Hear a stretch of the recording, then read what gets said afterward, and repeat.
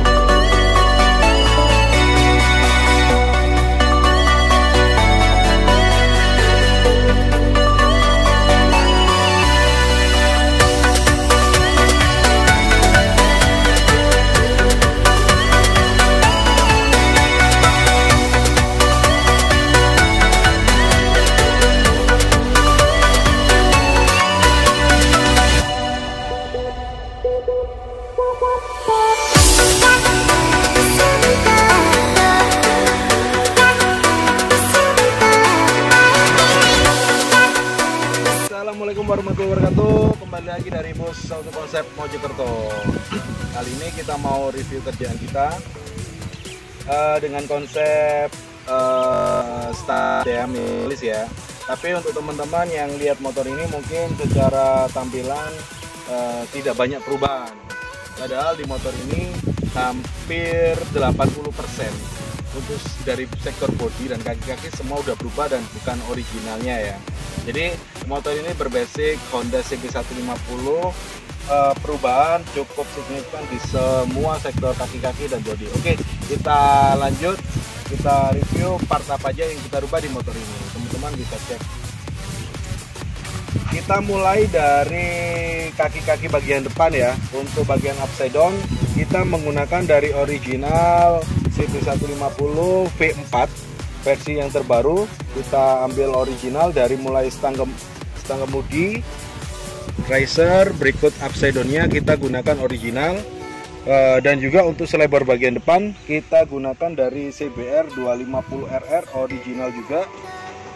Lanjut untuk velg kita juga gunakan dari original CBR 250RR, berikut velg, disc dan juga kaliper. Tapi di sini kita tambahkan bracket tambahan, kita custom karena ini untuk pemasangan kaliper original dari CBR kita padukan dengan upside down dari CB150 V4 ya. Dan untuk bagian headlamp ini yang sedikit menarik, kita gunakan dari original KTM 390. Teman-teman bisa cek untuk harganya juga cukup lumayan ya kan, sekitar untuk harga part secondnya sekitar 7.500-an lah.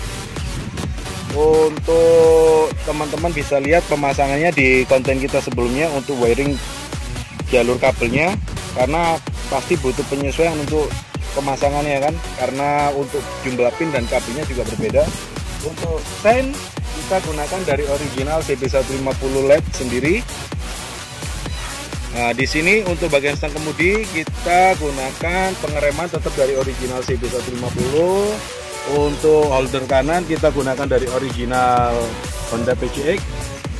Jadi di sini bisa berfungsi untuk hazard dan juga engine stop. Untuk pemasangan teman-teman bisa lihat di konten-konten kita sebelumnya. Untuk sebelah kiri kita gunakan holder original dari Yamaha Fiction All. Kita gunakan dari original Kawasaki D-Tracker ya kan. Oke. Dan untuk seluruh bagian bodi ini kita gunakan dari CB150 V3 ya, full set, karena memang pada dasarnya basic motor ini CB150 V2. Kita gunakan bodi full set dari CB150 V3. Untuk single seat ini part original dari AHM, khusus special edition.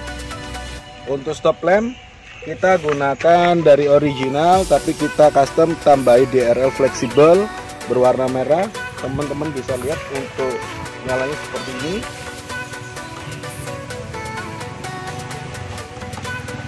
Oke, lanjut untuk bagian spakbor belakang kita gunakan dari original CBR 250RR, dan kita custom untuk bagian bracketnya. Teman-teman bisa juga cek di konten kita sebelumnya untuk pemasangan bracket di motor CB150 ini. Lanjut untuk bagian kaki belakang. Untuk kaki belakang, untuk swim arm kita gunakan original dari CBR 250RR.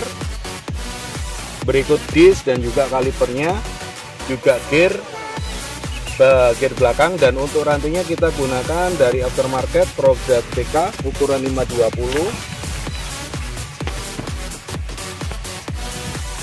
Untuk pemasangan arm ini kita juga udah jelaskan secara detail di konten kita sebelumnya.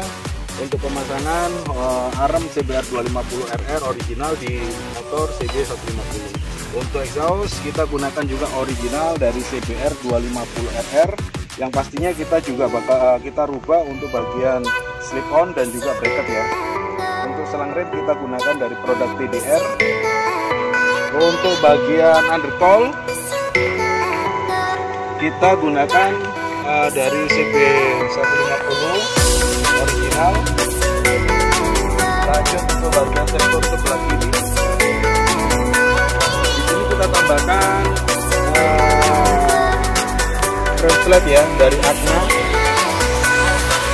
juga URCS dari motor, dan untuk mengekoskan juga untuk mesin. Untuk kondisi mesin ini sendiri kita masih pertahankan spek standar, namun kita tambahkan roda aftermarket untuk radiatornya dengan ukuran yang lebih besar. Jadi untuk ini, karena motor ini pada dasarnya juga diperuntukkan untuk pemakaian harian juga ya. Jadi untuk mengurangi performa harian dan juga tampilan, untuk radiator ini sangat berbeda sekali. Secara keseluruhan motor ini untuk tampilan terkonsep minimal, karena semua part-part yang terpasang di motor ini secara detail kita bisa beberapa yang kita gunakan di part aftermarket, tentunya dengan merek dan kualitas yang terbaik. Pengerjaan motor ini karena ini sebetulnya motor ini pengerjaan secara bertahap ya, namun secara biaya kurang lebih teman-teman kita kasih bocoran dari semua part-part yang kita pasang kurang lebih sekitar masuk 25 jutaan untuk motor ini. Jadi modifnya sengaja ya lumayan lah untuk budget pelajar. Jadi untuk konsep motor ini lebih pemakaian harian ya. Mungkin next kita bakal review lagi untuk bagian tertentu di motor ini yang bisa nambah lagi buat teman-teman berbagi juga. Oke, makasih udah pantengin channel kita, tetap dukung terus.